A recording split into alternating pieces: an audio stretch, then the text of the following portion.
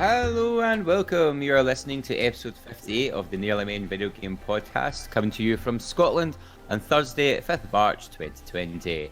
I am Gary Hogg-Simmons, and joining me today is Paul Kaczynski. Hello. And Colin Little. Hello. We have nothing to do with the video game industry. We don't make them, we don't sell them, and we're not even that good at them. We are the Nearly Men, and at some point you've probably kicked our asses online. All three of us. Woo. Yeah. Teachers back. Teachers back. Put that pencil down, boy. And all around the world of the Nearly Men, everyone's sighed as they buckled up for another 3-hour episode now that the teacher's back. All four of them. Listen, let's just throw it out there before we go anywhere. I'm not appreciating all the shade that was being thrown at me during that episode because you know what it's like. I am the teacher, and I did listen to the episode to see how the boys got on, and it was not pretty. It was efficient. It was full of content, and it was great. It was lovely. It was a very nice episode, actually. Yeah. Very We threw nice. a lot less shade at you than you've been throwing at me the last couple of episodes I've missed, Paolo. Don't get me started. Your Don't. green gills are showing. Oh my, the fighting has started already. Like, Absolutely. And, Just wait till we're in the same room again, Colin Little. Well, we can but hope.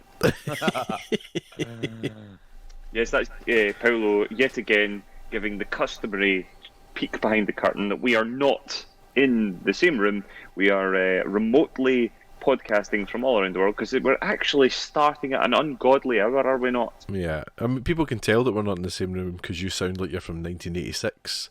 I am from 1986. I'm very specifically from 1986. That was strange how that was the date that jumped into my head there. That's fascinating.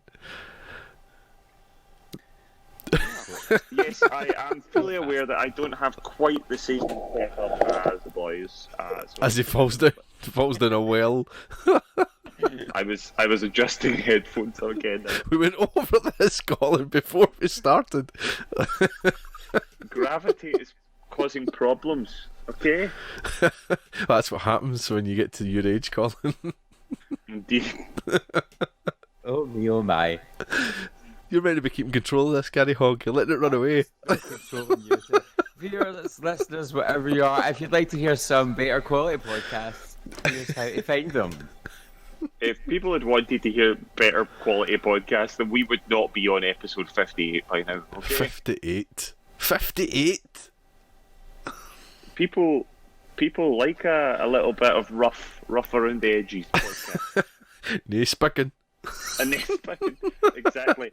And if you really look for nice spicking quality of podcast, then you dig a little further, you scrape the bottom of the barrel, you kind of like work your fingernails down to the bone, and then there's some blood, and then some bone, and it runs away to dust, and then eventually the barrel breaks, and then you get through that, and then there's about 1,000 meters of earth, and then finally you find us. Hi. Oh hi, we've been waiting for you. We're glad you came. Here's 50 episodes of Meandering Drivel. Us? I mean, we've not meandered or dribbled for 4 minutes here, have we? Oh, well, you know what I mean. Anyway. It's too late to do a podcast. It's too late. I'm half asleep. It's far too late. He's laughing.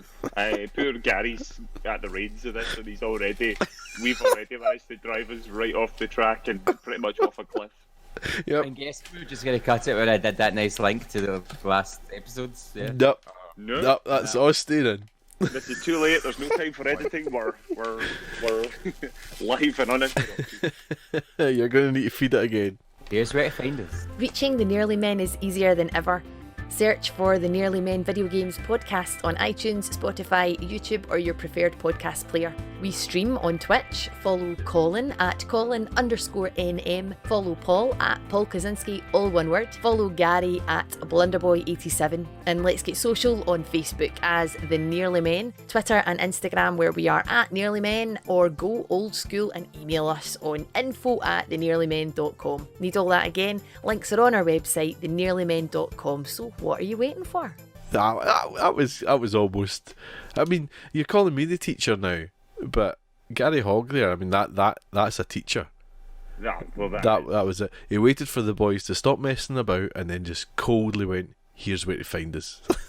Yeah. That's the panache. The panache that we've grown to expect. You alright over there, Gary? You're awfully quiet. Yeah. He's pure raging. He's raging. He's like, I'm not up for work in like 6 hours, so it's all good. Up for work in 6 hours. You're having a giraffe, okay? I'm looking at the clock. That time's not quite correct. Right, go Gary. Take us on, man. Just ignore him. I'm on your side, man. Yeah, so that's where you can find us. So you may have noticed that we did get internet famous because we were hacked. Yes. We've been infected with some malware, but it's nice and tidy now, and I do think that that's a sign that you're getting somewhere in life when someone's trying to take you down. I think so. Yeah. Did you ever Is get there- to the source yet, Paul? Yes, it was an attack on a plugin called Duplicator. So Duplicator lets you essentially copy your WordPress site to then reload somewhere else, which I did when we moved hosting packages. And it was attached to that because it was something to do with, it's an old program or something, so it could throw code into it and it would just be lost. Sneaky. And So it then- wasn't Anonymous trying to take us down because we are the voice of the gamers. I'm afraid not, it was completely random. Oh, you burst that bubble. Well, I wish you'd told me that before I sent that out to every paper in the world. I thought it was the Russians. That would have been. It could have been. I mean, they're almost certainly listening to us right now. Yeah. Hi. Love us. No, they'll have tuned out after about 4 minutes. Like everybody else. Please, public service announcement to people who do want to tune out. If you can, just turn the volume down, but keep it playing because it helps our podcast streams. Yep. Thank you. Yep. Lovely. That's quite a good tip. Oh, do you know what was good? One thing about the episode last week that was very good was Colin Little doing the news jingle. Oh, yeah. That was good. What I was it? appreciated that, Colin. Oh, okay, the news. There you go. Yeah. And that brings us nicely on to Colin. there. News. Excellent. Beautiful. So first up, we've got Xbox Series X details revealed. Again, I feel like we get reviews of these details. So this comes from Tom Phillips of Eurogamer.net.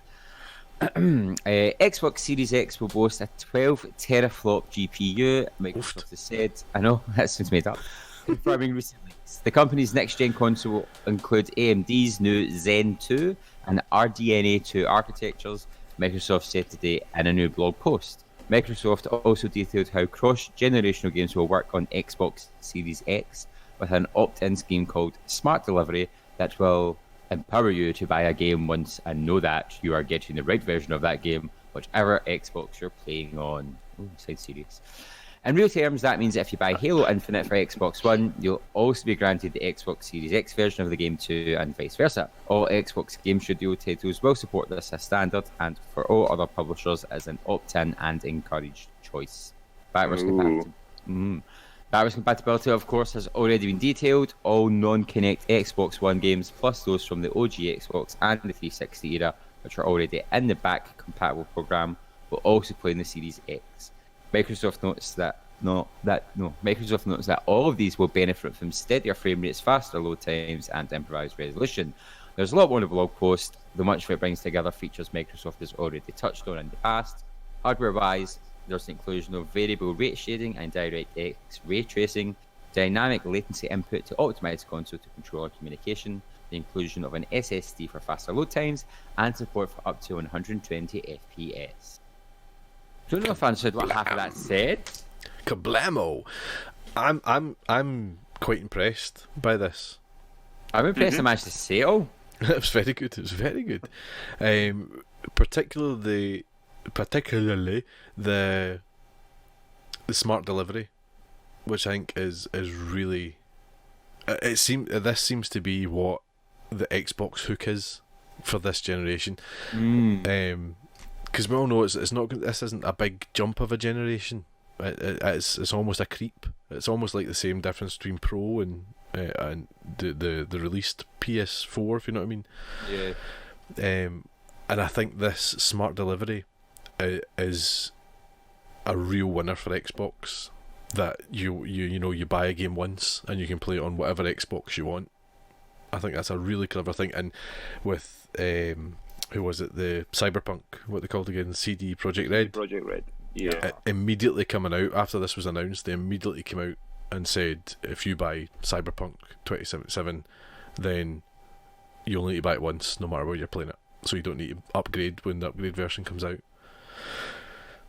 I think it's a great thing, and it's a real strong stance from Xbox saying, I'll not sell them consoles, but in the same breath, it might, because people are people.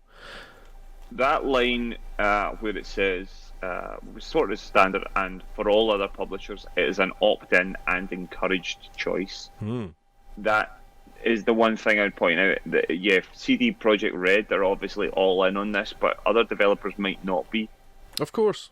And that's all right for Xbox exclusives, but what we know from the last generation, one of the things that Xbox really need to push this generation is there's not many Xbox exclusives at the moment.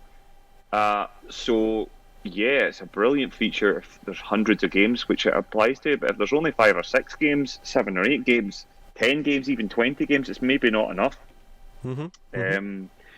So it'll be interesting. The teraflops, the various bits and pieces all sound quite interesting. What I want to know is, yet again, is that big massive box that you see going to be all you need, or is there going to be a power brick as usual with Xbox?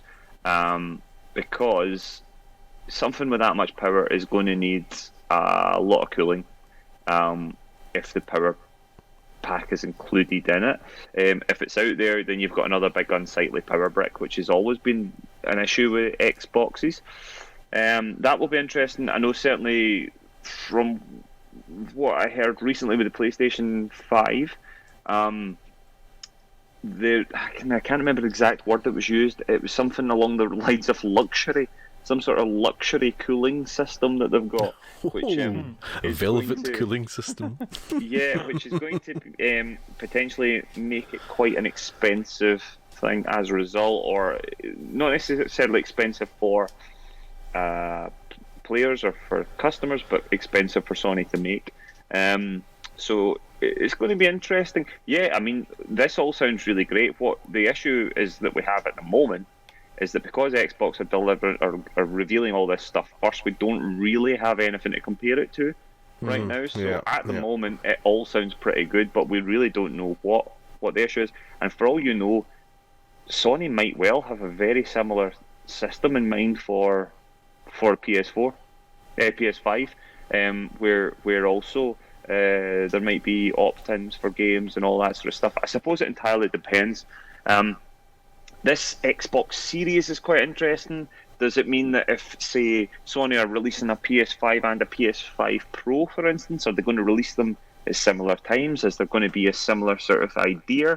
Or is Sony going more traditional where it's one box? We know backwards compatibility is going to be a thing with PS5, so how does that work in with the thing? Is it going to be a backwards compatibility thing where if you buy a game for PS4 you can play it on PS5 or what have you? It sounds interesting, sounds a good system. Sony have already come out and said that backwards compatibility is going to be a thing. Yes, absolutely. We have announced that. What we don't know though is if you can play PS3 games on the PS5. Well, Because of this pesky, what is it, cell architecture or something like it that. was the cell Oh, yeah. processor, Oof. which made the PS3 a really powerful and really interesting machine, but has been a problem ever since. Yeah.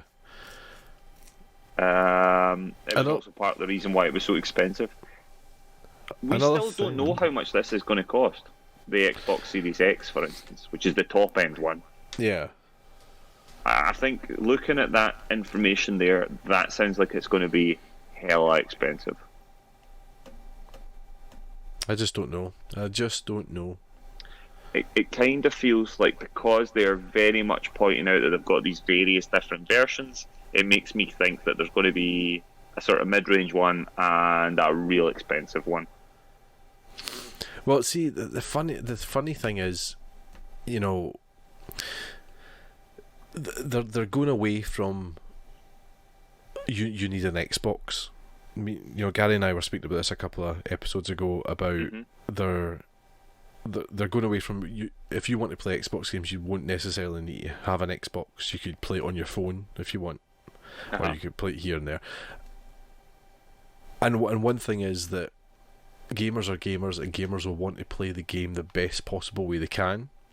So that will be your Xbox Series X. I can only imagine that they're going to have something else, as you say. I don't really think that's actually the case on Xbox. I think the best way to play an Xbox Series X will be an Xbox game will be on a super high-end PC. That's the issue. No. I think the Xbox Series X will be the best place you can play it, and that's what their hook will be to sell their console. I'm not sure. Because otherwise nobody will buy it.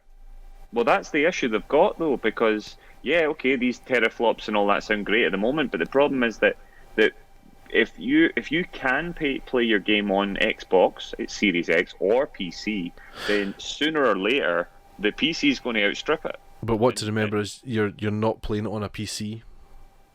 If you're playing Xbox on your PC, then you're playing it on Xbox cloud servers. Yeah, no, I get that. My issue is that because Xbox is not so much going to be a brand, it's going to be a marketplace. That's what they said.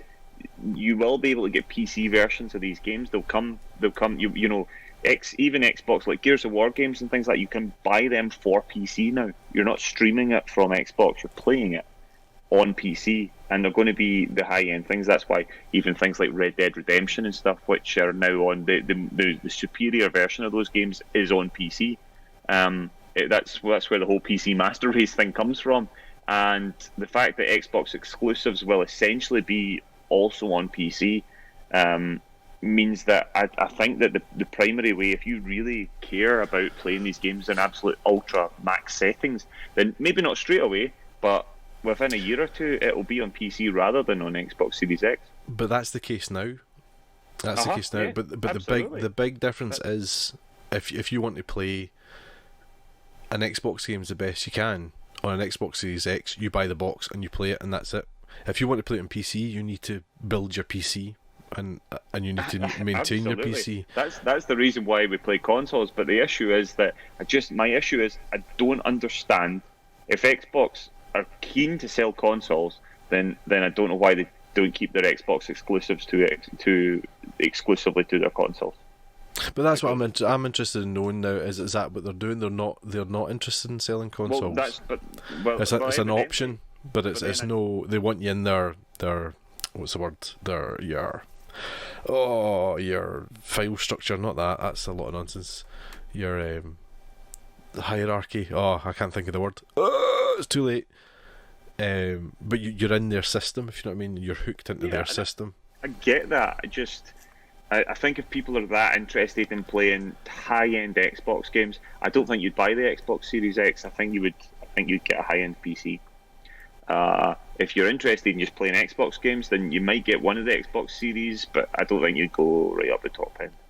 Whereas if and we don't know this is speculation, but if Sony are going to stick with the one or two boxes, and with their exclusives and all that, at least you know when you get a PlayStation, you get the PlayStation exclusives. And more specifically, your PlayStation exclusives aren't going to suddenly look better on PC than your super high-end Xbox you spent a fortune on. Mm-hmm. It's just a strange one. I'm not It sure is. It's a bold strategy. Yeah. I'm not convinced it's a good strategy. I don't know. With regards to all the information about the Xbox Series X, it sounds interesting. It sounds exciting. It's no doubt going to be a good machine. What we don't know is how good a machine is going to be until we see the information about the PS5, who's the competitor, and then we still probably won't really know until they're both out in the open. You know, and until probably early next year, actually, because even at launch, both you don't see that much of a of a console early on. It will be in the months and years to come. Something that's not on this list that was quite impressive to me as well, and I can't imagine that the PS5 won't have it either, or will have it. My brain is broke. My brain is actually broke. Is the suspended game. So if you are playing a game and you switch off your Xbox, you just switch it straight off. You can start it up again. It'll be the exact point in the game. Yeah, and apparently up to 5 games. Yeah, multiple games, and it can work through a reboot as well and a re. I think that's a pointless thing. I don't realistically think at any point you're going to have more than one game. Well, yeah. I'm not convinced that's that. But this is okay, that's a slightly high-end version of it, but it's essentially a feature that PlayStation 4's had for 3 years. You know, that's always been a thing. It's not it doesn't quite work in the same way, but PS4's had that. You go into rest mode, you can bring your game up, it's still there. You can, as I said, PS4's had that setting or that format. As I said, I'm struggling to say words now. It's had that feature for years, and I barely use it. Yeah. So I'm not sure. Yeah, it sounds good. You're like, oh my goodness, that's a lot of stuff running in the background. That's incredible, and if it works fast, but in practice, I don't think people will use it much. You're awfully quiet over there, Gary Hogg. What are you thinking about this? It's interesting because this is nothing new from Xbox. If you look, from 360 generation onward, if you look at their launch, they've always launched in different versions of their model. So in the Xbox 360 came out, you had the core model, which was like your Xbox with no the rip-off one capability. It's like an 8 gigabyte hard drive. Then you had the gamer, and then the one above that was something like not hardcore, but pretty much that about number for that. It was Elite, wasn't it, or something like that? Yeah, Elite, and it had your different price points. Whereas PSU came out, it was like you can get that was always the issue that I had with the Xbox. I just felt like they were desperate to have that bargain basement bottom line price, and they're like, oh, you get the arcade, it's so cheap. Look at how expensive the PS3 was. But the PS3 had a Blu-ray drive. It had wireless capability. It had wireless controllers with inbuilt chargers. Whereas you needed a wireless adapter if you wanted your wireless network for your Xbox on arcade, which was a fortune. That was so expensive. Your controllers were wired. If you wanted to buy the wireless controllers, you had to supply your own batteries for them, and you had to buy an external drive for the HD DVDs. Now, okay, they went and died anyway, but part of the reason is probably because Xbox weren't even brave enough to put them in the console. So I knew people that had that version of the Xbox, and it was rubbish. They ended up having to buy a better version much later. But this is where Xbox do smart, because if you're 15 for Christmas from a low-income area and you really want an Xbox, your parents can go buy you the arcade and you still get to play online. It's the accessibility. This is where they're smart. So you had that. So for you as a grown-up, you're thinking that's a pile of pants. But for someone, there's a market, and when you look, they sold them in Xbox One. Is that what's called? Yeah, came out again. You had the different levels, because I had the black brick version. Pretty sure the lower one was a white one, and then you're looking at this new wave of the Xbox consoles. And again, Xbox tap into youth and the price point there, and this is what they're doing with the new ones, because they're saying you can have the big giant box or smaller versions we're hypothesizing, and teenagers aren't PC gamers. They don't want to be PC gamers because it's not cool. So this is where they're still going to sell their stuff. And I think they're very clever at being accessible to more markets because it's like, here is your low-end version, but you're getting the game. I agree. They're going to jump. They're not going to go to a PC. They're not going to spend $2,500. Like my PC was $2,000 and it plays decent games, but they're not going to make that jump, and they're not going to sit and play with a keyboard and mouse. You wouldn't find me. I'm not disagreeing with that. My issue is not that the cheaper versions of the Xbox Series X aren't going to sell well. My issue is why people would, if the Xbox Series X, the top end one, is as expensive. But it's never going to be expensive as a high end PC, and that's what. No, I think that's where you're forgetting that. There's that. But the middle ground, technically. No, but my issue is that if you're that bothered about the high end thing, then the chances are the people that are that bothered in high end performance are not going to buy a Series X because they're more likely to go for PC. And you're right, it's ludicrously expensive at PC. Mm-hmm. But then the main market of teenagers, they're still going to go for that high end to them, which is mid to Xbox, and they're still going to sell their stuff. So, but even more, very good at targeting marketability. Even more so, they're now saying you don't even have to buy an Xbox. You can pay whatever it's going to be, £10 a month, and you can have xCloud and you can play it on your tablet. Yeah, but that still comes to my core issue of what's the point in these boxes then? What's the point if they're actually going to say you don't need to buy them? They're just going to sit in a warehouse. You still have people around to play FIFA on the sofa. There's an area for it. I'm not going to sit and play a game on my phone where I can sit and play it on my TV. It's just there's... But my issue is, again, and that's the thing, that's absolutely fine and absolutely correct, but in that case, why not just have one box and then still have the tablet, still have the PC, still have the xCloud, rather than have potentially 2 or 3 different boxes and the xCloud and the PC? It just seems a strange choice because, yeah, you're still going to have lots of people buying, but I think at the cost of creating these boxes, I don't know, it just seems strange. Now, it doesn't mean it's not going to work, it doesn't mean it's not going to be great. I just find that the real top end Xbox, and especially as Paul was saying, the best way to play your Xbox will be on your Xbox Series X. For the start, maybe, but not for long, because these games will be on PC, and sooner or later PC will outstrip it, because that's just the way technology goes. So therefore, you're a bit like, well, what is the point in having the Xbox Series X if we can play all the games on the lower version, or even the lower version, or even still on Xbox One for a year? Well, that's what I was saying. Why buy a new Xbox if I can play it on the one I've got? Well, that's the thing. That's the one thing I don't understand at the moment with the whole thing, and it just feels that the Xbox Series X or the new Xboxes don't have exclusives because they're not exclusive, because you're going to be able to play them in so many different places, and that's a wonderful thing as a gamer.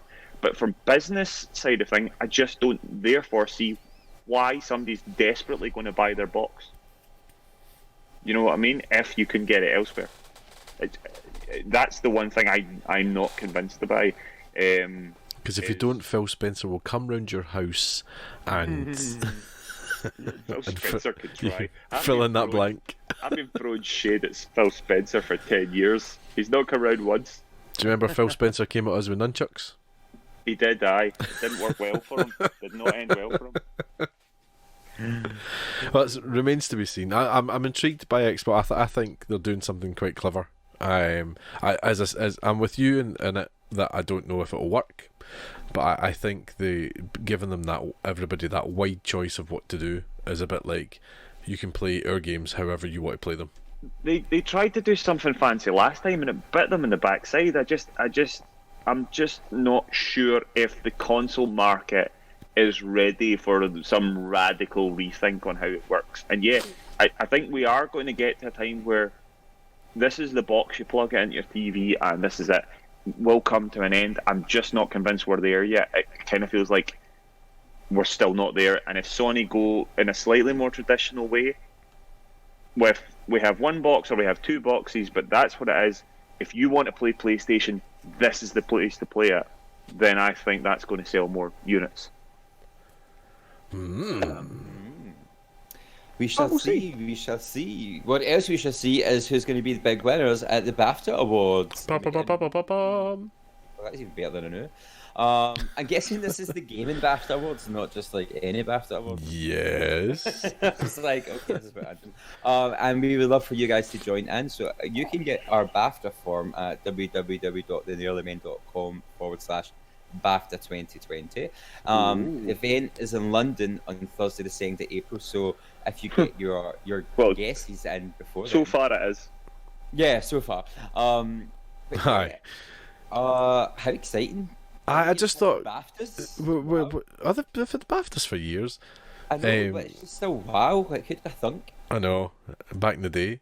I thought when we did the Game Awards, that was quite fun of us going through it. But obviously it takes forever to go through it. So I thought I'll throw up a form and we'll all fill one out, and everybody else who wants to play along can fill one out. It's dead easy. It's just a drop down menu. You just choose what wins, submit it, and the one after it, the episode after the awards, we'll see who won. This Paul is was sitting magic. laughing at your, Teacher's guesses. been back for 20 minutes. Teacher's been back and he's given us some bloody homework. Fantastic. There we go. Yeah, so head to www.thenearlymen.com/BAFTA 2020. Yeah. That's BAFTA 2020. I know that Paul was throwing serious shade at me, but I think if you remember correctly, I very nearly got Game of the Year right because I said I wanted it to be Sekiro, but I didn't think it would be. So you were I was wrong. on the right track. You were wrong. I was wrong, but I was on the right track, which was closer than you lot. What did you say it was going to be? Do we want to get the totals again? No, Do- you do- got all the dull ones. Do we want to go back to the totals? Oh, Paul's extensive scoring of the Game Awards due to eeny, meeny, miny, mo. Whatever works, man. Hashtag professional. Keep the Professional Game Developers Conference postponed till this summer. So that's Dun, dun, dun. Ian Walker at kotaku.co.uk.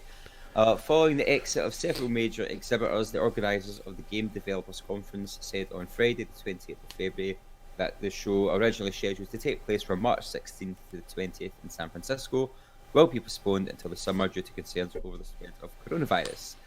After close consultation with our partners in the game development industry and community around the world, we've made the difficult decision to postpone the Game Developers Conference this March, the show's official statement said. We fully intend to host a GDC event later in the summer. We will be working with our partners to finalise the details and will share more information about our plans in the coming weeks. The massive exodus of exhibitors from GDC 2020 started last week when Sony and Facebook, which produces the Oculus VR headsets, announced they would be pulling out of the event due to the worldwide spread of the coronavirus. The last few days have seen a stream of similar announcements from Microsoft, Epic, Amazon, Blizzard, Kojima Productions, Gearbox Software, Iron, Galaxy Studios, and Unity. Several media outlets also announced that they would not be attending the show either. What could this impact be on future events such as E3 or Gamescom? Who knows? Did you see this last week? It was just essentially every day there was like a new person dropping out. Yeah. Yeah, I mean, this is not a surprise. And what's the bet in E3 will follow very shortly as well, because I think coronavirus is almost the kind of get out of jail free card that E3 needs. Well, I think if E3 cancels, that'll be it. No, that's E3 deed.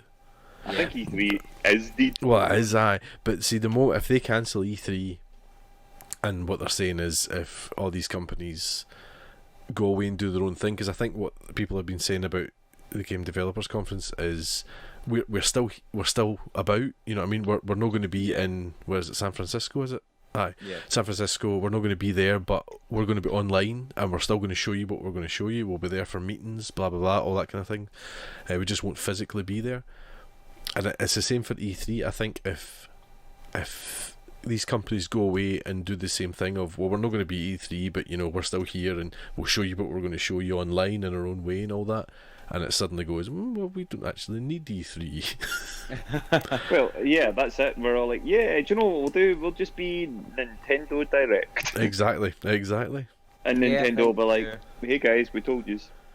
So if they get the same kind of coverage than they would from not being at these conventions, then I think it's going to be a big wallop to the conventions. Sony did the very same thing.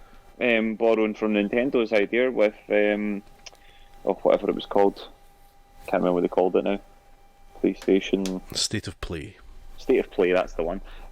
So I think this is the way it's going now. You can get it, you can beam it straight into people's. It's like Ready Player One or something. You can just beam it straight to people now. It goes right in there. You get much more coverage than you possibly can. And yeah, there's not everybody getting it. Also, we've been at conventions, not like these ones, but we've been at conventions. The smell of them, the hustle and bustle, the time it takes to get anywhere. This is a much more civilized way to do things. That's the fun of conventions, though, you big posh pansy. Oh, the hustle and bustle of people. Oh. That gentleman brushed up against me. But when we're talking about the fact of something like coronavirus, it's just not a good idea. It's not worth it. Yeah, exactly. No, I think what the problem is that what I've been reading is that the smaller companies are going to be really hit by this. Because Sony can go. Sony can go away and do their own thing, and it'll be everywhere and all that. But your smaller companies haven't got that reach. So it could be bad for them. That's what they're saying. It's also because Sony aren't going to stream for like 7, 8, 10 hours while we see every single little indie game in the world. Yeah, They're exactly. going to show their big hitters and vice versa. And that's not great. And there will be a problem. And it doesn't mean that there won't be a place for these conventions, but it does mean that at least until this thing gets kind of under control, that I think there's just going to be more and more of these things getting called off, and these events might become smaller. They might become more indie focused, and yeah, some of the exposure will drop, unfortunately. But I think it's just the sort of way the tides are going at the moment. Yeah. Yeah, but social media, the exposure won't go that far. Everybody's tweeting, hashtagging, and atting. So I think That's the we'll thing. Make up for it in the long run, and also not spend lots of money. Yeah, Oh, yeah, but as yeah. you said, though, that people will be tweeting and hashtagging about The Last of Us and Ghost of Tsushima and Halo Infinite. There will almost certainly be the big games that will be getting the majority of those tweets and those hashtags and various things. And yeah, there'll be the odd indie game which will sort of like the odd bit of cream that will rise to the surface, but there will be lots of brilliant ones that just won't get the exposure, which is a shame. Yeah. Yeah. Over to Colin for our last two pieces of news. Which is Oh pretty my. exciting. Yes, well, I just mentioned it, and this has caught us all off guard. This happened a couple hours ago. Very exciting. Ghost of Tsushima got a story trailer and a release date. So this game, we were speculating it might be September, we're speculating it might be October, November. We didn't know when it was coming. It is coming on the 26th of June this year. It's coming this summer. Yay. Have you guys seen the trailer? Not yet. No, I've just ran in. Oh my god, it looks amazing. I'm quite excited for it, I have to say. It genuinely looks incredible. I think you're going to, I think Paul in particular, I think you're going to be really excited about this game. We see some gameplay. We see use of a horse. You're riding a horse. It looks like there's going to be sections of sort of open world, sort of stealth style combat, really heavily story based, and it looks brutal. It looks dark. I mean, it's astonishing. The entire trailer is captured in PS4 Pro as well, so it's all running in engine, and it's near movie quality at points. It is astonishing looking. I am so excited about it, but I can already imagine the noise my PS Pro is going to make when it's running. That's a lovely date, because there's nothing about that time, isn't there? Not? It's sensational, and it's so soon. It's so soon.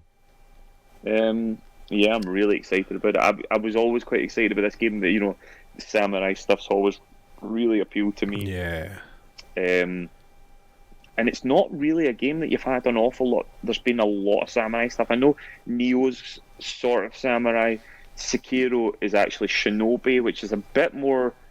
It's slightly more like a ninja than a samurai. And then of course there's things in the past like Tenchu Stealth Assassins and even further back like Last Ninja and all that. But there's not been many games where you are actually a samurai. So I'm really, really excited about it. I just think it looks fabulous. It's Sucker Punch that are making it, who famously did the Infamous games. This has been very long in the making. It's not had a massive amount of delays or anything as such. They've just been working away in the background, not saying much, and then I don't know about you guys, but that date has surprised me. Yeah, I definitely thought it'd be up near September. I thought it would be near. I even thought they might even hold it back for a PS5 launch. Well, that would have been disappointing if they had done that. Yeah. I think. So I'm so pleased they did, and I think this. I mean, you're just sitting there looking. Doom Eternal's coming, Final Fantasy VII's coming.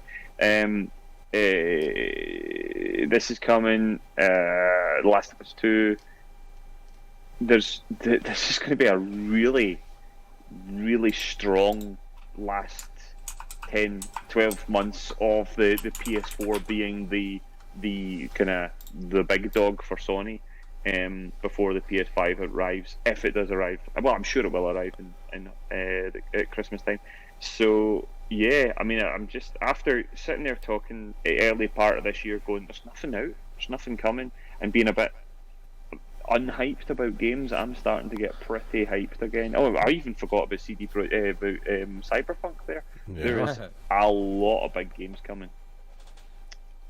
Colour me excited. Yeah, I'm really excited. So that's great. On another bit of exciting Sony news, which dropped about an hour or two before we actually started recording. This comes from The Hollywood Reporter, written by Boris Kitt and Patrick Shanley. This was the article that Naughty Dog themselves actually tweeted, so I think this was the lead source on it. But Craig Mazin, the creator of the acclaimed limited series Chernobyl, is reteaming with HBO to adapt The Last of Us, the massive Sony PlayStation video game franchise. In a rare development in the world of video game adaptations, the writer and creative director of the game, Neil Druckmann, is also involved and will work with Mazin to pen and executive produce what is intended to be a series. Caroline Strauss will also executive produce, along with Evan Wallace, the president of Naughty Dog, the Santa Monica-based developer of the game. The project, this is the really exciting bit, the project is a co-production with Sony Pictures Television in association with PlayStation Productions. It will be the first television series from PlayStation Productions. So, that's massive news. That is really exciting. But also, it looks as though an article does go on to say that it looks like there's actually going to be other PlayStation TV shows to come in the future as well, which makes you wonder what else could be coming. But I am so excited about this. Did either of you watch Chernobyl? No, I didn't. I've watched the first episode, and I've not watched beyond that. It's a hard watch. It is astonishing television. Yeah. And yeah, I mean, I can't think of. I mean, HBO themselves. I mean, we know HBO make quality programs.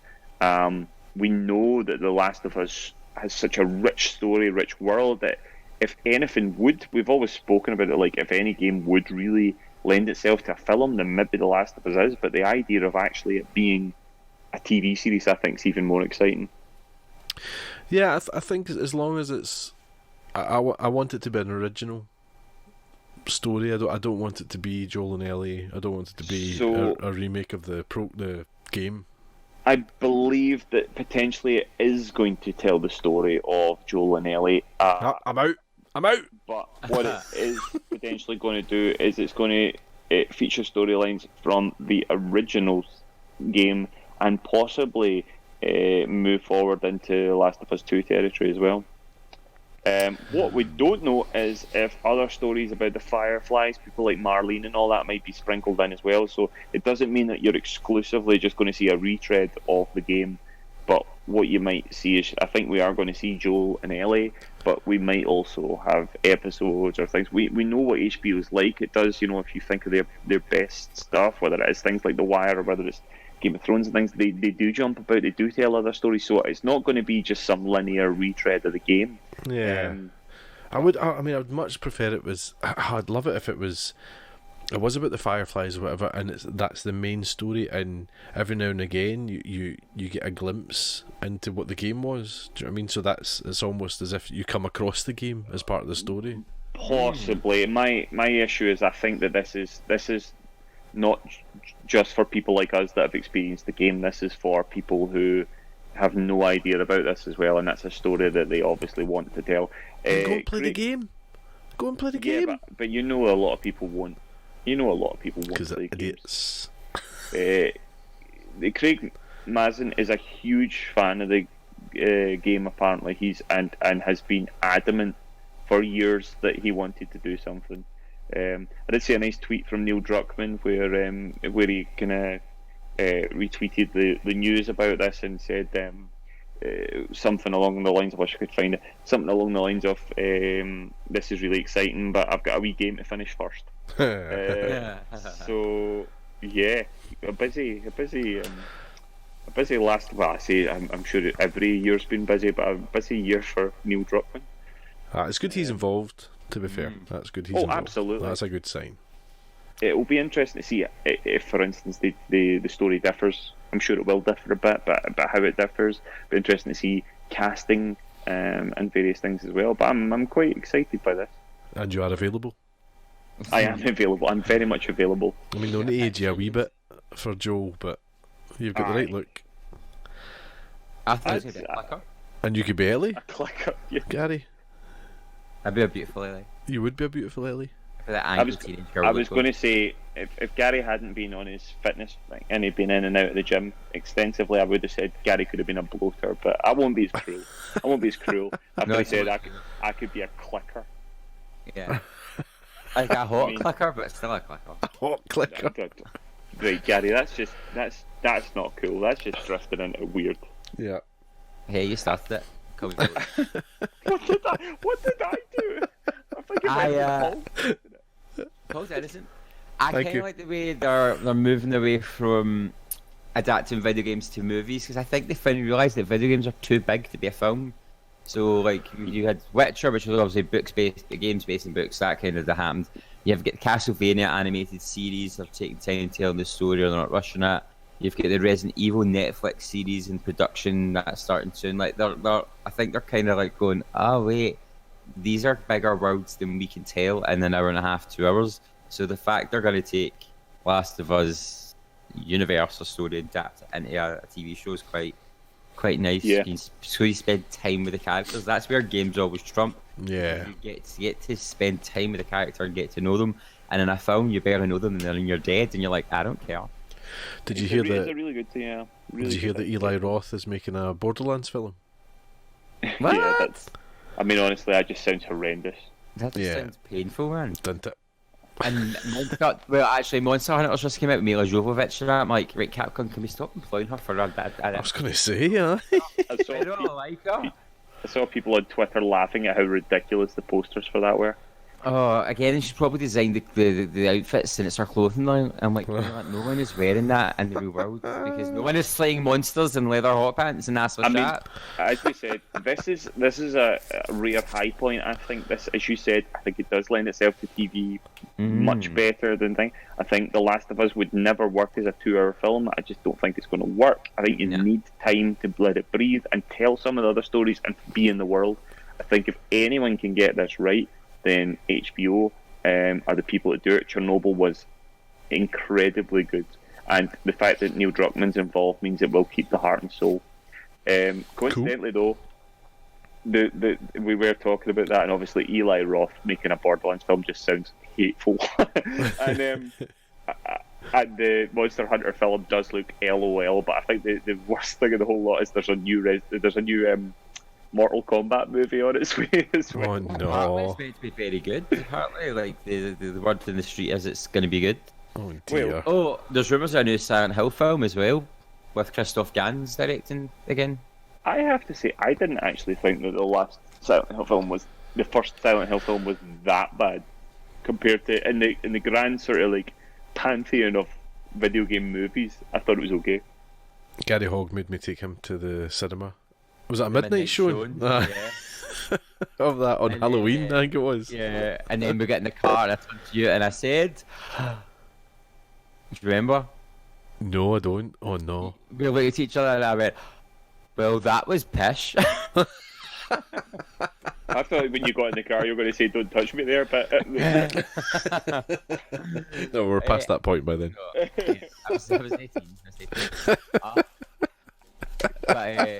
On reflection, it is a pretty good film. It's a good film. It's alright. It's not bad. It's not the worst. I didn't say it was a good film. What I said is, in the pantheon of video game Yeah. movies, it's not bad. No. But, so yeah. Moving on swiftly, we're over to some Cozy's Crumbs. Cozy's Crumbs. Marvelous. Right, I'm looking at the time and okay, right. I've not took up all the time. Kojima tweeted a picture. Well, Kojima Productions did. Gosh, I've not written down his name, but it's the PR guy, the Japanese PR guy. Did you see this? I did not. So he said, I should really actually quote this. So they posted a picture. Basically, they were saying, does this guy work for Kojima Productions anymore? And the UK PR guy said, yes, he does. He's in Japan. I'm in the UK. Blah blah blah blah blah. Right, hold on. Kojima Productions. This is riveting audio content for everyone. It is. Right, there we go. So, Paul googling. So Aki is his name. I can't find his second name. Aki anyway. And he then tweeted saying, sorry to be silent everyone, I've been really busy lately. I think I can say more soon about what we are going to ... And the picture is him on the phone with writing a notepad and the usual kind of conspiracy theorist immediately pounded on this photograph, and it's totally Kojima Productions winding everybody up. Yeah. Obviously using the word silent is a big clue. The pencil he's holding, somebody's zoomed up to it, and it's a pyramid pencil. Yeah. Pyramid brand, and he's written on the notepad next week. So they're obviously winding everybody up that they're doing a Silent Hills game. Yeah, well, rumour is that Konami have 2 Silent Hill projects in the works and are outsourcing. Oh. To Kojima Productions, probably. Yeah. It would be ironic, wouldn't it? Yeah, I know. So everybody went mental for that. I presume it was actually about the Death Stranding PC release, but unless they're going to announce something tomorrow, so keep your eyes peeled on Twitter. Mm-hmm. Yeah. But I just love the fact that immediately people were speculating what was going on there, and I think it's just them completely winding everybody up. I love it. Coincidentally, I've just remembered this. I was in a beer hall in Munich a couple of weeks ago and was absolutely certain that the man sitting across from me was Hideo Kojima, but I was too afraid to go and ask him because I was worried that if I got it wrong, I might be racist. But it still looked like him. Did he look like a rock star? He looked cool AF. There you go. It must have been him. Yeah. I genuinely think it was. And I was like, I'm going to check his Twitter because he does spend a lot of time in Europe. But I couldn't find his tweet, and I hadn't drank enough German beer by that point. I think he's particularly fond of Germany. Yes, from what I gather. So it might have been. There you go. Imagine that. I should have got him on the show. I should have gone up and said Kojima Sam. His name's not Sam. Will you say something about the other thing? So there you go. So we'll see. Keep your eye on Kojima Productions Twitter. See what happens. Yes, and keep in touch with us for future things of pointless anecdotes of people that might have been people that we hoped they were. Oh yes, that could be a new thing. People that might have been someone, but almost certainly weren't. There's an unannounced Star Wars game leaked. I don't know if you saw this. It was Project Maverick. I did not. Basically, it got discovered by a Twitter bot that just searches things, and it found that the game had been loaded up into the back end of PSN in Europe. To which they think this is imminently going to be announced. It's they cancelled loads of Star Wars games recently, and so whoever it was reporting said that there was one kind of low key one that was still on the go that they hadn't announced, Right. and everyone thinks this is it. It's Project Maverick, and nobody knows what it is. They're all speculating. There's a wee kind of group of X-wings heading towards a Star Destroyer, and people are wondering if it's going to be a kind of dogfighting game, and if the Maverick's a game. clue to that, a pinball game. Could it be a new Rogue Squadron? Well, again, that was mentioned as well. So, but nobody really knows, and I think this is imminent announcement. You know, that this could have been a GDC announcement, that kind of thing. So there's hopes that a lot of people are kind of mumbling that it might be a kind of revival of your X-Wing versus TIE Fighter games from the PC, which would be right up my street. Yeah. Gary Witter on Kind of Funny podcast said that it should be a Star Wars Wing Commander game. Do you remember Wing Commander? Yeah. With Mark Hamill? And it was like Wing Commander was like a dogfighting game, but it was interjected with full motion video cinematic sequences. I know they were spectacular, weren't That they? was brilliant. I loved it. So he was saying that it should be a Star Wars Wing Commander. So just keep your eyes out for Project Maverick. And finally, PlayStation. This will make you feel old, Colin Little particularly. PlayStation 2 is 20 years old. Oofed. Love it. My original PlayStation 2 is sitting above me. Oh my gosh, 20 years old, Gary. Mm. Almost as old as you. Yeah, so Give or take a bit. that was on the 4th of March. It was its 20-year-old birthday. Oh, happy birthday, PlayStation 2. Happy birthday, PlayStation. Without thinking about too much, both of you, because I wasn't a console person, so I can't answer it. What was your favourite PlayStation 2 game? Final Fantasy Probably Vice City. Vice City and Final Fantasy 10. 10. There you go, eh? That's good, strong contenders. Love it. Yeah. Tasty crumbs. Thank Thank you you. for those. Num num num num num num num num num. So, listeners, what do you think? Do you agree with everyone's thoughts and opinions on all of our news and Cosey's Crumbs? If so, get in touch with us this week. We'd love to hear from you. Find us on Facebook as The Nearly Men, Twitter and Instagram, where we are at Nearly Men, or email info@thenearlymen.com. Yeah, please do get in touch. We love hearing from you and hearing your opinions and Colin disagreeing with them. Moving on to the freebies this week. Shade was thrown. That's my role. Yeah, your games with gold. Oh, they're keeping it a bit simple. Month of no, wait, they're not. Nah, The whole month don't of get March, excited. you've got Batman: The Enemy Within, your graphic adventure on Xbox One. Nah, bah, bah. From the first to the 15th of March, you've got Castlevania: Lords of Shadows 2, which is actually adventure on the Xbox One and 360. 16th of March to the 31st of March, Sonic Generations, which is a beautiful platform game, Xbox One 360. Then the 16th of March to the 15th of April, so a whole month. Oh, you've got Shantae, Half Genie Hero, which is a platformer on Xbox One. Poor Shantae, only half a genie. It's a dreadful title for a game. No one wants to be half a genie.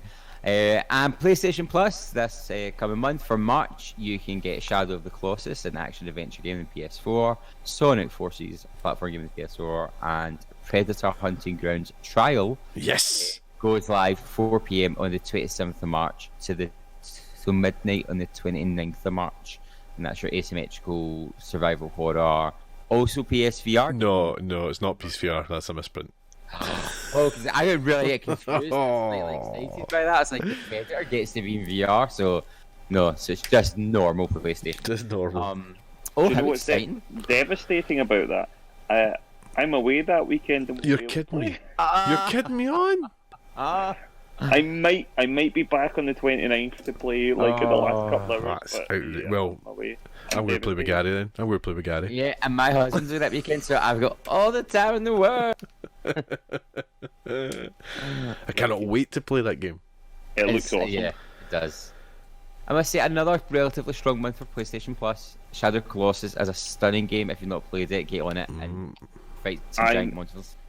Very excited to play it on PS4 with It looks beautiful. I've got it yeah. already. and with a bit more. I think the controls are a wee bit more player friendly now. Nope. Are they not? Oh, well. Nope. Nope, they're not. But it's still fun. And apparently Sonic Forces is very good as well, so Yeah. good platforming game. So yeah, I get a strong month. Good. Cool. Excellent. So going from what we could be playing to what we have been playing since last time, we've been playing quite a lot. We have. my boys. I think first things first, before we do anything else, I must address the sort of elephant in the room. I and Paul did as well. I know Gary's ignored or avoided it, but I did play the demo for Final Fantasy VII. Yes, As did I yes, would yes. definitely. Do you want us to not talk about it? No, talk about it. I was Just going to say, if Paul, in general if terms. Gary I wanted know- us to not talk about games, then he shouldn't be on a. Well, the boy wants to go in blackout. That's fine. You know what I mean? I noticed the first hour. I think I know it's up to this guard scorpion fight. I know the story. I just don't know if there's anything additional with the story. So I just don't experience it until I get it because That's the fine. demo. We I don't know won't the tell myself. story well enough, so we wouldn't be able to tell you Yeah. majorly different. I'd stay away from story. From Scorpion fight, you're right. You do get to do that bit. that was great. Yeah. Right. So, full disclosure, Gary knows the game very well, but hasn't played the remake. Yeah. I know the game a bit. I have fairly recently played that game on. I got the game on my Vita, and I played it a while back. So and played all through that section. I got all the way up to the Honeysuckle Inn or whatever it's called. So Honeybee Inn, yeah. Honeybee Inn. So I remember both versions of that game. Paul, you don't remember the original very much at all, do you? I don't. I did play. I don't think I finished it. I remember playing it. I think that's the only one I have played. But yeah, I mean, it was like a new game to me. Yeah. First things first, it looks stunning. Yeah, it's nice. Astonishingly good. I think it feels nicely modern, but still feels quite retro in a lot of ways as well. I've heard a few people say that. It still feels like the game. I have seen a few people. I did see an article which I didn't fully read, but the sort of headline pointed out the fact that the game looks really interesting, but it doesn't go far enough because the level design feels very old-fashioned. Okay. And I can kind of get that because it is very similar to the layout of, and very similar to the feel of, and there's a lot of like walk along this platform, do some fights, and then climb down a ladder to the next section. I'm not convinced that the whole game will feel like that, but I think the Mako reactor in particular kind of has to feel that way anyway, so that didn't bother me too much. I mean, it's difficult because you want to remake something. If you want to remake it, if you're not doing it completely new, then you need to keep some sort of flavour of the original. Yeah. And that's an easy way to do it, is to do that kind of mechanic. It basically uses the Final Fantasy 15 battle system, which is sort of hack and slash, but still has elements of sort of turn-based about it almost. You're still selecting, you know, you're bringing up the X button to select your items or your Phoenix Downs or whatever, or your grenades and things like that. But you're also being able to do things in real time. The enemies are attacking you in real time, you're attacking them in real time. You can switch. You can lock on enemies, but you can run round and attack one and then the other. Fun. Yeah, I quite like that. I quite like the combat like of it. Battles As we were feel saying, it was a bit button bashy. Yes. I do agree with that. But in the same breath, I quite liked the bashingness to then go into the choosing your spell or whatever. That was friend of the podcast, Jay Rainey, that said that. And yes, I would agree. But then there's loads of games like, I find Diablo can be a bit button mashy. I find like BioWare games quite button mashy. There is an element of that. Apparently, do the slowdown when you go to select spells, like everything kind of goes boom. yes. Like every time to look, yeah. Yeah. So you do have time. It's to very do slow. things like that. Very slow. Which is where it feels, and I like that because it feels kind of Final Fantasy because because that gives you a sort of element of almost turn-based about it. Yeah. And it also gives you just a little moment, because the fights, especially like when you're fighting a big boss, feel chaotic at points, like crazy and possibly overwhelming. And these little moments give you a millisecond to catch your breath, which I think's really nice. I wasn't that fussed about this game. After playing the demo, I'm quite up for it, actually. I think I could see myself playing this game. I really liked it. Yeah, I thought it was great. Unfortunately, now you don't seem to be able to change character names anymore, because they're all spoken in the video sequences. They're all voiced. Right. There's voice acting and all that. So it is Cloud, it is Barra, it is Aeris, and all that. I thought voice acting. I can't remember what they called her. Aeris. That was Tifa, but it's Aerith. Aerith. No, Tifa. Well, we don't see Tifa in that section. But Aerith, yeah, she's in it. Yeah, I think it's pretty good, actually. I hope, I don't know for definite, but I think you will like it, Gary. Yeah.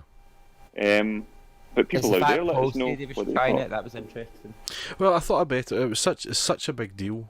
Yeah. That I thought I'll need to give this a go, because it was available. I just thought, why not? And I'm a bit like yourself, Colin. You know, I wasn't bothered by it at all. I don't know if I'd rush to go and play it now, but I certainly, you know, I might steal it off one of you, and give it a go, kind of thing. At some point down the line. So that was a little brief touch on Final Fantasy VII, but if people out there played the demo, let us know what you thought. I know Jamesy did play it, didn't he? Yeah. James Keenan played it. He gave it a bash and enjoyed it. Yeah, that's what he said. I've been playing Australian Open tennis a wee bit more. Yes. Just to kind of touch on that. I essentially managed to get through a tournament. I said last week that it takes a long time to play a game, but I managed to get through a tournament and won it, which is quite nice. I'm playing it on not the kind of easy setting, but I suppose the medium it would be, and it's okay. It's still the semi-final was quite a challenge, and then the final was a breeze. So it was nice that it kind of gave me a wee bit of resistance. But I think to make it any worthwhile, I'm going to have to put it up again, and I'm terrified of doing that, because I think it then might start to feel that the game is just too good. If that makes sense, you know, the game's cheating you almost. Yeah. That you can't physically get to where you're going. But as I say, I've yet to try that. But it's still quite fun. It's still the best tennis game I've played in a long time. Cool. Colin, what have you been playing? I, along with the rest of us, have been playing Hunt Showdown, and I have to say, I am loving it. Yes, that's Paul. That was a lovely rendition. Paul's version of the very catchy intro theme song from Hunt Showdown. I think it's called The Hunt. Is it? Well, there we go. Yeah, I have to say this game's great. That's got its claws right into you. Yeah, it's scary as hell. So I haven't played it as much as I do, but I want to play it. But I'm a bit fierce sometimes. I played a little bit of quick play as well, which is really good actually. It's a really sort of like stripped down, sort of as you'd expect, quick play. You get straight in. It's almost a bit more battle royale than the other one. You've got to you only have one weapon. You have to then go and find it. That's a lot of fun too, and you're basically trying to close sort of rifts, close sort of portals in the world. Once you've closed 4 of them, you kind of get the chance to escape. You're not really looking for a big monster. It's against hunters, and it's a lot of fun. My track record against hunters has not been good. No, we started quite strong in the first game we played, and yeah, we did. Got to those Dizzying heights again. We did, didn't we? Yes. Although me and Colin did die for you, Colin. Me and Gary died for you, Colin. You did escape. And you know what, boys? No regrets. I was I felt little or no remorse leaving you guys to die in the dirt while I ran for glory. Yeah, we streamed it. The three of us played. Paul and I streamed it on our Twitch. You can check it out on our Twitch channels. It's definitely worth watching the footage, I would say. We had a great bit of fun with it. The guns feel really interesting, really good. The level is huge. There's so much to it. The monsters are really diverse, a bit scary, a bit creepy. Yeah. I'm just loving it. And you know, it's funny because it's essentially an online only game. It's probably not the sort of game that normally I would have suddenly put money out for necessarily. I don't know if I would necessarily pay a lot of money for that. We're very lucky. We were sent copies of the game to play. I have to say, knowing what I know now, I would buy this game. Yeah, I'd go with it. Yeah, I Highly would buy this recommended. game. I think I'm going to play an awful lot of it. So if people are kind of humming and hawing, I would say it's definitely worth playing. And also, you guys out there, if you're playing, particularly on PS4, if you're going to play, then give us a shout, because I, in particular, but the Nearly Men as a whole, we will be looking for players to play with, and it is a lot of fun, and I think you will really enjoy it. It's the surprise, it's a real surprise sort of hit for me at the moment, and I just can't wait to play it again. yeah. It's one of those games that you miss when you're not playing. Do you know that way where you kind of want to go home to play it? And I just can't wait to see what else they're going to add to it. You know, is there going to be new maps? Is there going to be new weapons, new types of monsters, all that sort of stuff that's just going to grow. And I feel like if this game is well supported, I think it will be, then I think it's just going to grow and grow, and it could fill that hole. And yeah, we know that Predator Hunting Grounds is coming, and we're excited about that as well. But for me in particular at the moment, Showdown is really filling the hole that's been in my kind of heart and my soul since Friday the 13th became unplayable, essentially. Yeah. I tried Dead by Daylight, but it just never quite got its hooks into me the way that already Hunt Showdown's got. I think it's good as well. It makes me think about how to play it differently as well, rather than just going in and either going and getting the monster, or going in and hunting hunters. It makes me think, there must be a better way to do this. Every game I play, I go, there must be a better way to do this. We have not discovered that way yet, though. No, not at all. It homes into that thing as well, that things like TV shows like The Walking Dead or all that are really interesting. The sort of inherent themes of all that is actually that the zombies and the monsters aren't really the most dangerous thing in the world. It's actually the other people. Yeah. It's the people that you need to be more afraid of. And that doesn't mean that these monsters, because there's some monsters in this game that are horrific. And they appear, and you can easily bite off more than you can chew. Quite quickly, but at other points you might think, we're doing all right, and suddenly you can get bushwhacked out of nowhere. And it's brutal. It's permadeath. The permadeath, the systems, the fact that even if you do get revived, that you can't just spam revive. Every time you revive, you come back with less health until eventually you die. You can't be revived. The sort of way that things like fire and poison damage your health.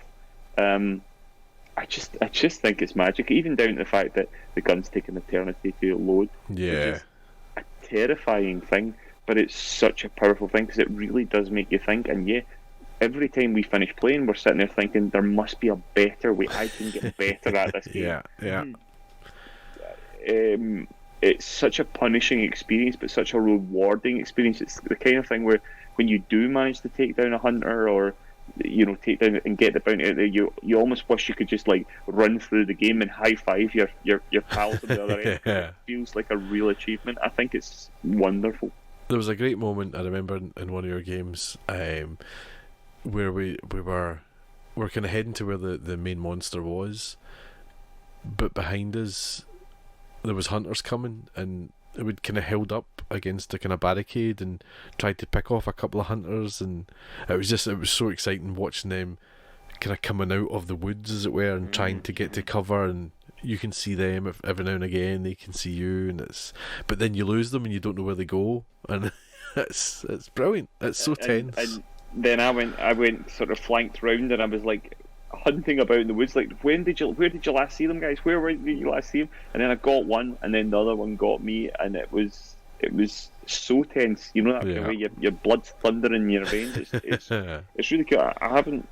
There's been a few games that have really got my kind of blood pumping the same way that it has recently. It's really good. Yeah. Thumbs up from us. Yeah. Absolutely.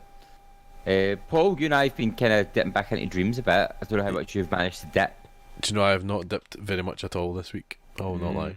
But Have you? I've played a few. I've tried a few things. Some things I'm really impressed with. I was playing a homemade Sonic game, and it's better than like half the Sonic games that have ever been released.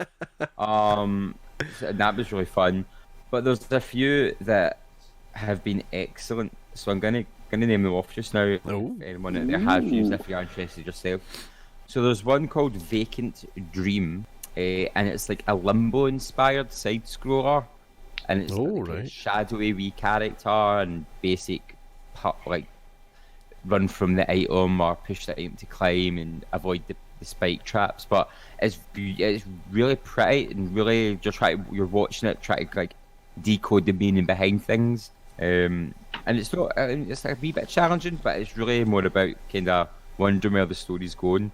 The physics in it are phenomenal, and it's just a really nice little experience and kind of gets you nice and zen. So that's fun. So if you like artsy stuff like Limbo or that, try out Vacant Dream. And I think they're updating it as it keeps going, so making the story longer. Brilliant. If you're in for a good time and a laugh, I almost wet myself playing this, and my husband was watching me going, "What is going on?" And I couldn't speak. It's called Southpaw Cooking. Oh, I And, think I might have maybe seen this. It starts and your guy answers the phone, so you can only use your left hand. So the left analog stick moves it vertically, and the right moves it horizontally. And you're trying to eat your dinner, so you're trying to pick up meat and put it in the frying pan and chop onions, but you're just smatting stuff everywhere. It is the most hilarious. I don't know. It's like a 2 minute and a half of your life, and you're like the physics. You hit the radio, and the radio starts blasting out at you, and you're trying to turn that off, and then you're trying to chop things up, and you're hitting and then your steak with fire. It was Sounds a bit like Surgeon Simulator or something. yes, Almost. it's very much like that. It's so funny. And I hope they keep adding it. I mean, I can imagine if you're a bunch of pals having that party and you put that on, it would be pants waiting good fun. So that's Southpaw Cooking.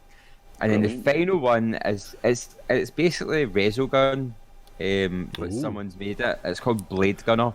And that again, it looks like Resogun, it plays like Resogun, but it's just wave after wave after wave of enemies. You get upgrades and you can buy extra lives and upgrades as it goes on.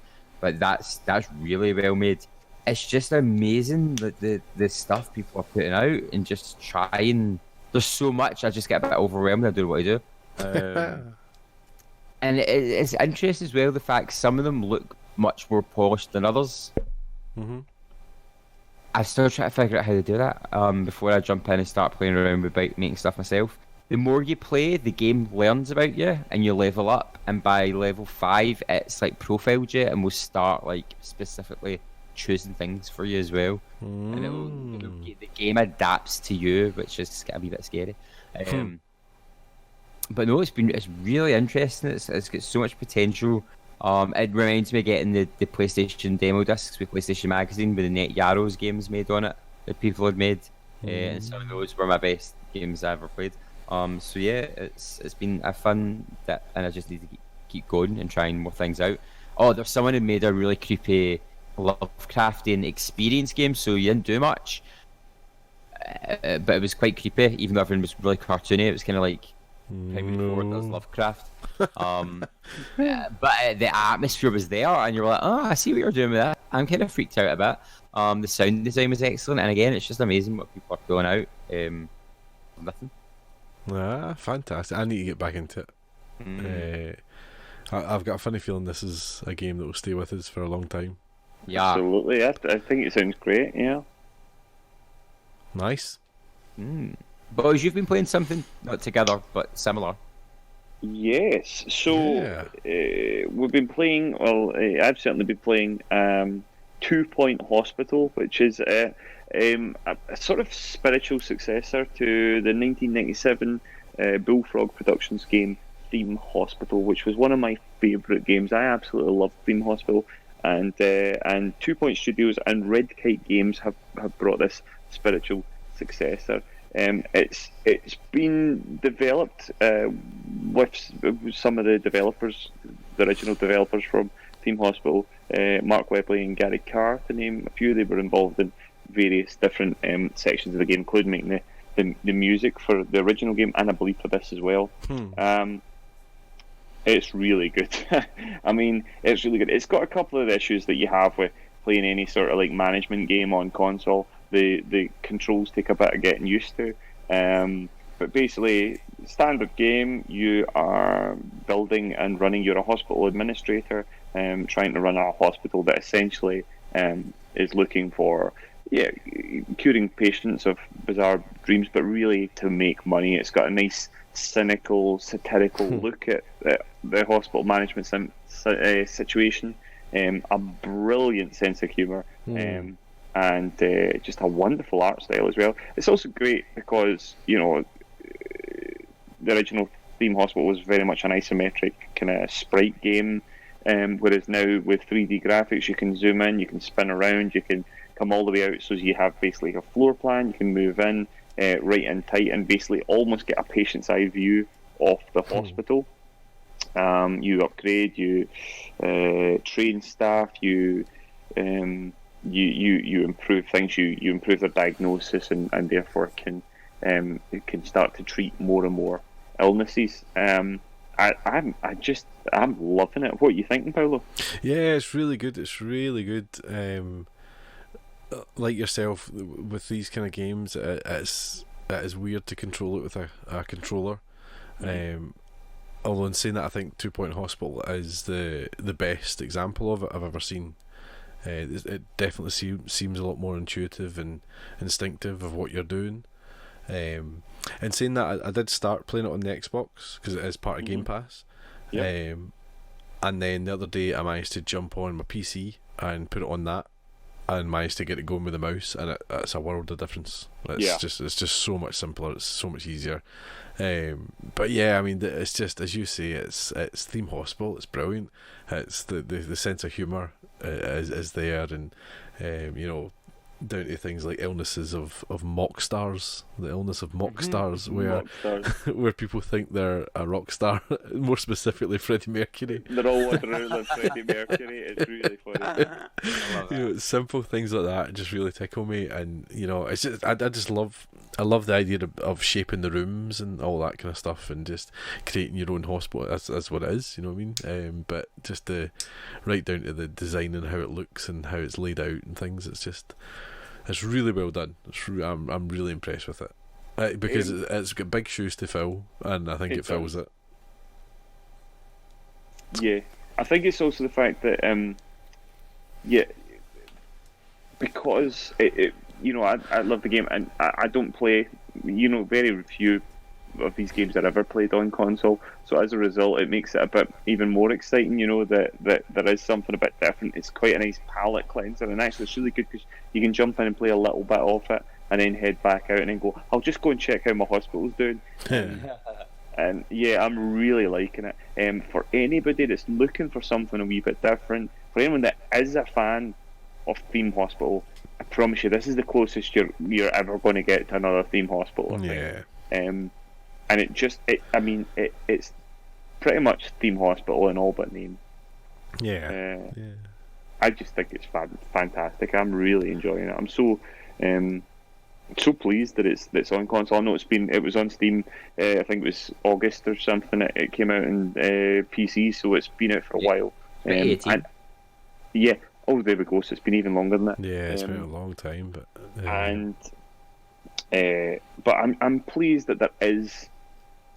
That it is on console. I almost wish that I know that consoles toyed with it in the past, but I almost wish you could get a mouse and keyboard attachment for the PS4 because it would be even better. But yeah, I think it does control really well. The only thing I'm finding a wee bit difficult is sometimes if you want to pick up say a janitor or a doctor up and move them into another room, it's a bit fiddly trying to get a hold of them. But the Just actual like real life. but the actual building of rooms and all that, I think works really well. Yeah, I think the sort of cycling through menus and shifting about your hospital works really well. So yeah, I would wholeheartedly recommend people pick it up. I know, and I'm only at the second hospital, and already I feel like I'm being overwhelmed. It's great fun. I'm a few on from that, and yeah, there was a period where I was like, oh my god, what is happening here? And that's before anything. Nothing's gone on fire yet, but I'm still feeling like it's inevitable. I had ghosts rampaging about my hospital. I've had a few ghosts. Oh, It's wonderful. The janitors took them up with a hoover. It's really good, and there's lots of nods to other things, like other video games and other pop culture references and all that as well. It's really good fun. And sounds a like wonderful labour of love. hospital radio DJ that says all sorts of funny things. Yeah. And I also love what is it she keeps saying on there? We are sorry about the litter on the floor which you have dropped. Sassy Receptionist is back. Yeah, it's very good. Excellent. Any other games that you've been playing? Anything else you've missed before we move on to our listeners? No, I don't think so. That's pretty much it for me. No. Before we move on, just quickly, I got Bloodstained Ritual of the Night. It's like Castlevania-esque. It's side scroller / hack, jump, use magic, and it's excellent. I always say I like the Castlevania games and I play them and I get really annoyed because I'm really bad at them. Whereas this, I'm actually not too bad at because I've got a wee bit more patience. I think it's because it's kind of pretty. But if anyone out there is a fan of the old Castlevania games and is looking for something a bit more modern, Bloodstained has been great so far. It's got a really interesting story. It's full of voice acting stuff as well, so that's been good. But no, I've had quite 2 weeks. I've been busy with other things. So yeah, that's the issue. And a gaming drought. But the listeners haven't. Ari Likama says they've been playing Division 2, which I know, boys, you've been coming and on about. Oh man, every time I see it, I get tempted. It had new DLC this week. Yeah. So that's probably led to an influx. So yeah, I don't know. Ari, you'll need to let us know what he thinks about it. But I was tempted by it. I was tempted. Mm-hmm. David Little says, I finished Life is Strange 2 with another platinum under my belt. What a game. No shade intended, Paul, just, you know. Yeah. Outrageous. Shots fired!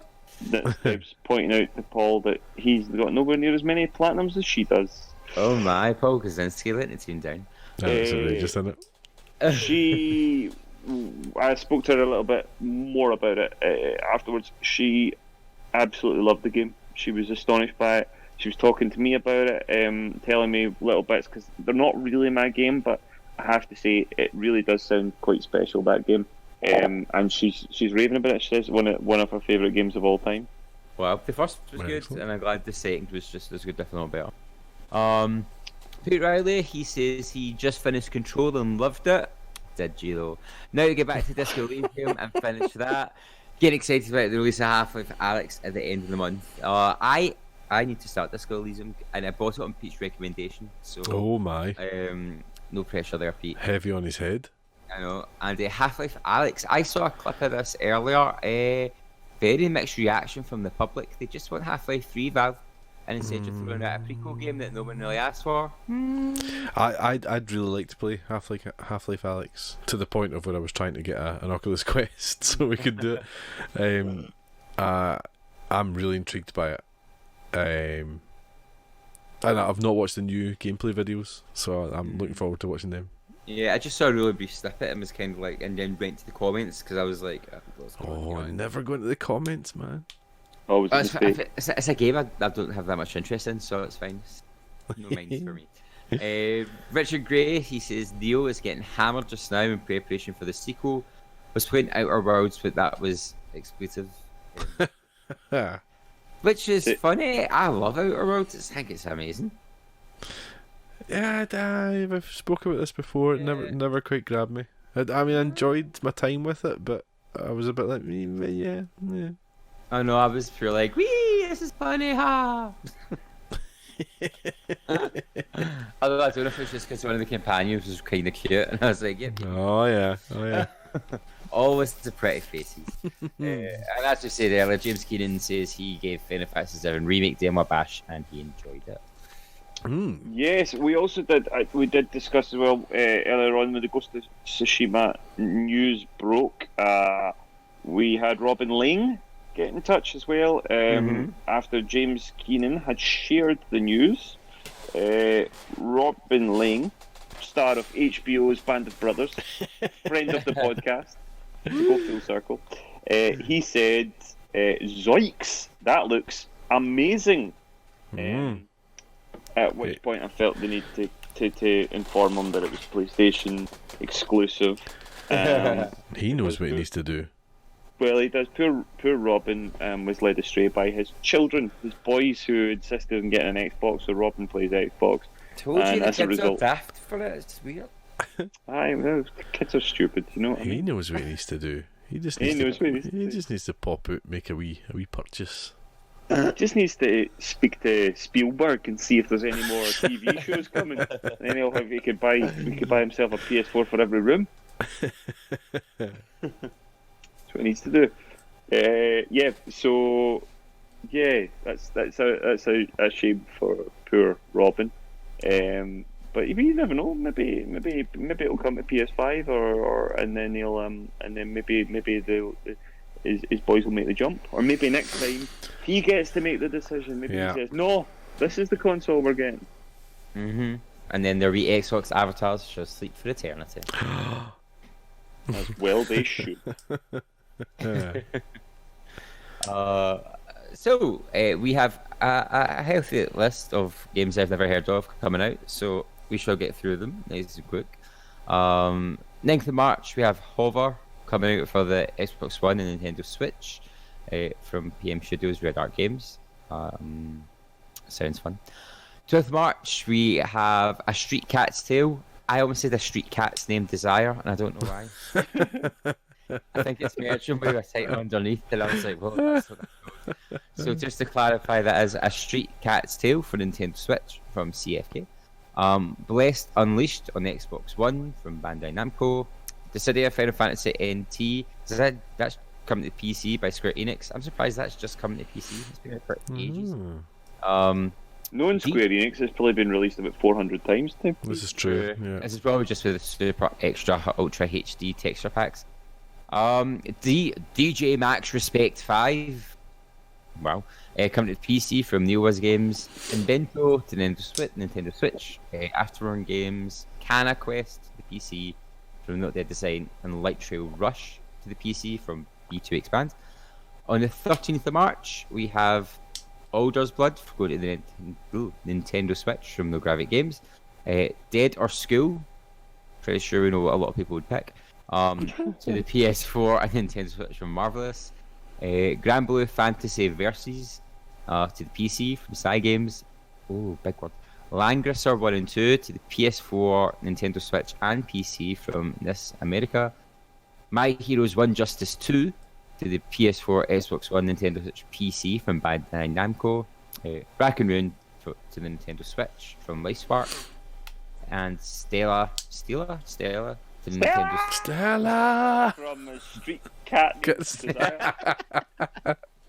And Stella is going to Nintendo Switch and PC from Skybox Labs. 16th of March, we have Deep Diving Adventures from going to Nintendo Switch and PC from Jujubee. 17th of March, we have Overpass going to the PS4, Xbox One, and the Nintendo Switch from Big Ben. And we have Pillars of Dust going to the PC from Something Classic Games. 19th March, Silent World to the Nintendo Switch and the PC from CFK. And The Pale City to the PC from Kyle Muntz. Is it name sound familiar? Did you mention him earlier? Just a name that sounds familiar. Kale Muntz. That was whoever Chernobyl did. Chernobyl. That's what it was. yeah. That's similar Craig sound. Mazin. So Amazing. not the similar at all. And then the 20th March, we have, of course, one of the biggest games coming out this year, Animal Crossing: New Horizons. It's Nintendo Switch and online from Nintendo. Then And another one of the big Big day, man. Big Yeah, day. no, it is. Doom Eternal going to PS4, Xbox One, Nintendo Switch, PC from Bethesda, which you can hear Colin is super excited about already. We have La Mulana 1 and 2 going to PS4, Xbox One, and Nintendo Switch from NIS America. Out of the Park Baseball 21 to PC from Out of the Park Developments, and finally on the 20th of March you have Super Epic going to PS4 and Nintendo Switch from Numbskull Games. You know what's Wonderful. super epic about it? You just have to buy it and find out. That was a hell of a lot of games. Yeah. Yeah, and only 2 of them I've heard of. Yeah. It's amazing how many games are actually released. Oh, it's unbelievable, isn't it? It is Yeah. crazy. Well done, Gary Hogg. Oh, thank you. What you think, Paul? Animal Crossing or Doom for you? I'm seriously contemplating getting Animal Crossing for my girl to play. Lies. Get a Do- Doom, she prefer it. Doom Eternal, I'd play, but I'm not dying to play. Colin, what about you? Animal Crossing or Doom Eternal? A street cat named Desire. No, definitely Doom Eternal. Yeah, I thought you might say that. Yeah, so yes, I'm desperate to get my hands on that. For those who haven't seen it, Colin does some amazing streams of Doom on his Twitch page. They're very entertaining to watch. It makes it look very easy. Have some of that. You've not been watching my Doom 2 stream. It's not so easy. And I hope need maybe to get you'll back catch- on and I need to try and finish Doom 2. Oh, I thought you'd finished it. Well, I thought you'd No. finished it. Oh. No, I'm near the end, but Doom 2 is quite difficult by comparison. Well, hopefully we get to see you doing Doom Eternal as well and see if that's any easier. Well, I also picked up Doom 3, so if I can, I would like to get through that, but I'm running out of time before Doom Eternal, Right. so Yeah. I might have to jump in it. 15 days. 14 days, aye. You know? And I'm actually away for quite a lot of that as well, so that's not great. I mean, if you had an Xbox Series X, you'd play it anywhere, Colin. I mean, Play you'd it just- anywhere yet. If I had an Just Xbox have it Series exist. X, I'd just... Yeah, You'd be a no. time traveller as well, but I mean... Yeah. But no, boys, that was a very meaty episode. Indeed, lots to talk about. It's because Paul's Yeah. back. Lots It's and lots. because I bring the information and don't just waffle. Yeah. Something like that. Something like that, Paolo. Yeah, that was a lot of fun. But it's been wonderful, and I'm sure we'll have lots to discuss next time we're back on. But let's wrap it up and give the listeners' ears a rest. So it's goodbye from Indeed. me, it's goodbye from Colin, Goodbye. and it's goodbye from Paul. Goodbye. Bye, guys. Keep your joypads clean. Yeah.